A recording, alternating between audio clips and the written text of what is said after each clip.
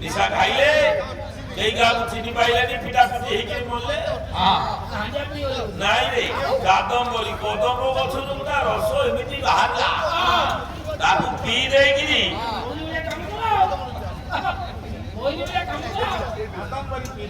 କାଦମ୍ବରୀ କଦମ୍ବ ଗଛରୁ ତା ରସ ବାହାରିଲା ଏତେ ନିଶା ହେଲା ତାକୁ ପିଇ ଦେଲେ ସବୁ କେହି କାହାକୁ ଚିନି ପାଇଲେନି ଏରକାର ବନ ଗୋଟାଏ ସେଦିନ ଦୁର୍ବାସାଙ୍କ ଅଭିଶାପରୁ ସେ ବଣ ଶୁଠି ଅଭିଶାପ ବଣ ଶୁଠି ହେଇଥିଲା ଭାଗବତ ଜଗନ୍ନାଥ ଦାସ କହିଲେ ଦୁର୍ବାସା ଋଷିଙ୍କ ଅଭିଶାପ ପୁରା ବଣ ହେଲା ହେଇଥିଲା ଏରକାର ବଣ କେମିତି ହେଲା ସେଦିନ ଯଦୁ କୂଳର ପିଲାମାନେ ଖେଳୁଛନ୍ତି ସମସ୍ତେ ଖେଳୁଛନ୍ତି ସାମ୍ବ ଅନିରୁଦ୍ଧ ଆଦି ଖେଳୁଛନ୍ତି ଇଏ ଖେଳିଲା ଭିତରେ ସାମଟା ପୁରୁଷ ଆମେ ଯଦି 6 ଜଣ ଅଛେ ଆମେ ଖେଳୁଛେ ଆମେ ସମସ୍ତେ ପୁରୁଷ ଆମ ଭିତରେ ନାରୀ ଗୁଟା କରିବା ନାରୀ ସମସ୍ତେ ସାମ୍ବ ନାରୀ ହବ ସାମ୍ବକୁ ନାରୀ ବେଶ କରି ଆଉ ଉତ୍ତରରେ ଲହ ପାତ୍ର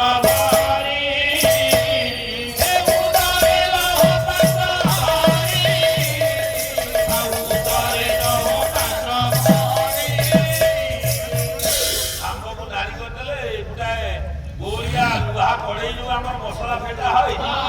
ସେଇ ଭଳିଆ ଗୋଟେ ଆଣି ତା ପେଟରେ ଥୋଇ ଦେଇ ଗାମୁଛା ବୁଲେଇ ଦେଲେ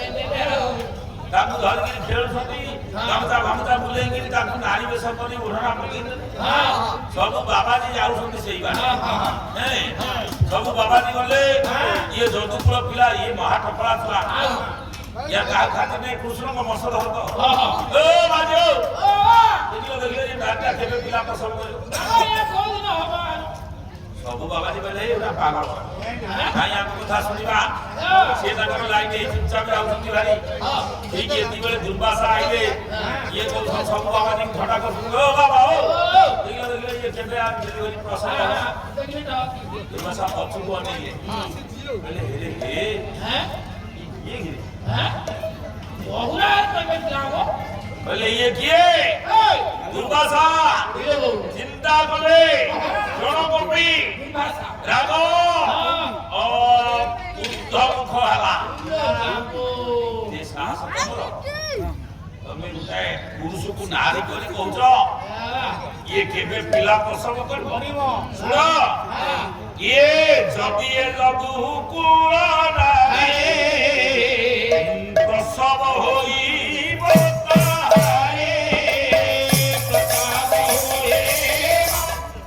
ସମସ୍ତେ ମନେ ରଖିଥିବ ଇଏ ଲୋହ ମୁଷଳ ପ୍ରସବିବା ସବୁ ଯଦୁକୁଳ ଛୁଆ ତାଳି ମାଇଲେ କହିଲେ ଏ ବୁଢା ପାଗଳ ଆମେ ଗୋଟାଏ କଡ଼େଇ ଗୋଲିଆଟେ ରଖିଥିବା ପେଟରେ ଉପରେ ଥୋଇଛୁ ଗାମୁଛା ପୁରେଇଛୁ ବାଜି କରୁ ନା ଲୋହ ମୁଷଳ ପ୍ରସବ ପଳେଇଲେ ସମସ୍ତେ ୟା ଗାମୁଛା ଖୋଲିଲା ବେଳକୁ ତା ଲୁହା କଡ଼େଇଟା ବାଳିଆ ମୁଷଳ ଭଳିଆ ଯଦୁକୁଳର ଶ୍ରେଷ୍ଠ ରାଜା ଉଗ୍ରସେନ ବଂଶକୁ ମାରି ଯଦୁବଂଶରେ ଭଗବାନ ଯାହାକୁ ରାଜା କରିଥିଲେ ସେଦିନ କହିଥିଲେ ଭାଗବତରେ ଅଜା ଯାଉଛି କଂସ ମରିବ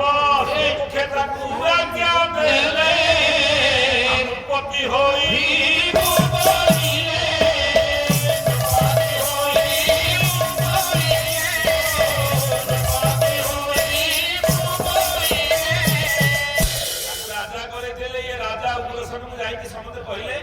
କହିଲେ ବାବାଜୀ ଗୋଟା ତା ଭିତରେ ଜଟିଆ ଥିଲା ସେ କହିଲାକୁ ଇଏ ଗୋଲିଆଟା ଲମ୍ବାଳିଆ ହେଇଯାଇଛି କହିଲେ ଆରେ ଅଭିଶାପ ନିଶ୍ଚୟ ପଡ଼ିବ ଏଇଥିରେ ବିନାଶ ହବ ଡାକିଲେ ଭୀମକୁ ଗୋଟେ କାମ କର ଏଇଟା ଯୋଉ ଲମ୍ବାଳିଆଟା ଆକୁ ଘୋରି ଘୋରି ଘୋରି ଘୋରି ଯା ଫୋପାଡ଼ି ଭୀମ ଗଲା ଆଦେଶ ପାଳନ କରିବ ଲୌହ ମୁଷଳଟାକୁ ନେଇ ସମୁଦ୍ର କୂଳରେ ଗୋଟେ ପଥର ଉପରେ ଘୋରିଲା ପଥର ଉପରେ ଘୋରି ଘୋରି ଘୋରି ଘୋରି ଘୋରି ଘୋରି ସମୁଦ୍ର ପାଣିରେ ଯୋଉ ଲୁହା ଖଣ୍ଡର ଅଂଶ ଗୁଡାକ ସେ ଭାସି ଭାସି ଗଲା ଶୈବାଳ ଆକାରରେ ଯାଇ ବନ ସୃଷ୍ଟି ହେଲା ସକଳ ପୁରାଣ ଏରକାର ବନ ତାହାକୁ କହି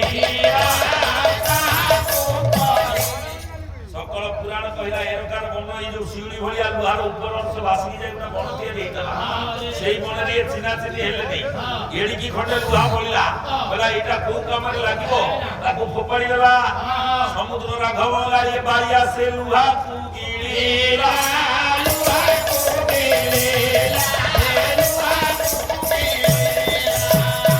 অকস্মাতে যারা সবর সে রাঘব বাড়িয়া পেটুরু সে লুহা কু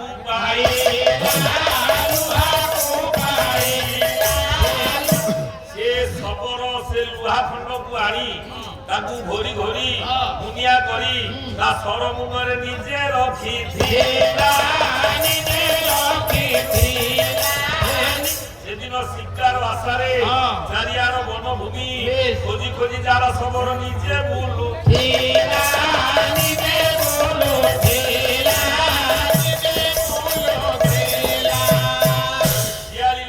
প্রভু বিশ্রাম কাল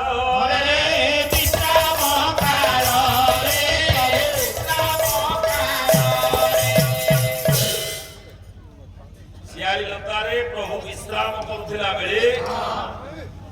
যারা সবর শিয়ালী লতার দূরকু দৃষ্টি নিক্ষেপ করি অনেইলা দেখিলা গোটায় কোন দেখা যাଉଛି নালিয়া নালিয়া প্রভুଙ୍କର পাদটা দেখু দূরকু নালিয়া দেখা পাদর রঙটা ଟିକେ নালিয়া দেখা যায় ইয়ে নালিয়া দেখা যাଉଛି ভাবিলা এটা মূর্গর কর্ণ বোধে মূর্গ কর্ণ ভাবি সর নিক্ষেপ করিলা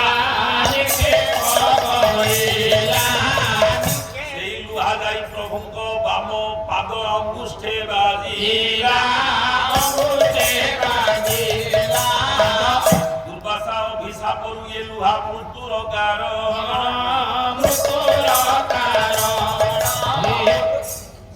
সেই লুহা খণ্ডক নেলা শ্রীকৃষ্ণଙ୍କ প্রাণ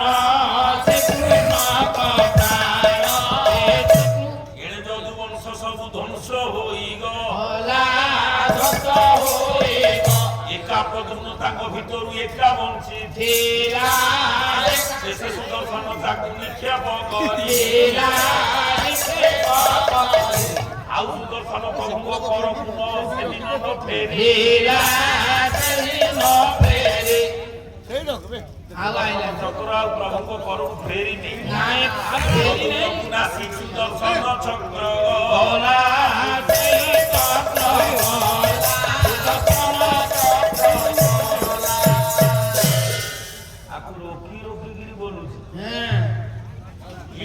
সুদর্শন চক্র পড়িলা ଆଉ ଫେରିଲା ନାହିଁ ସେ ଜାମ ହେଇ ଯାଇଥିଲା ନା କଣ ପଛବାଟେ ଟିକେ ଯାଉ ଇଏ ଏ ଭଜନ ଗାଇ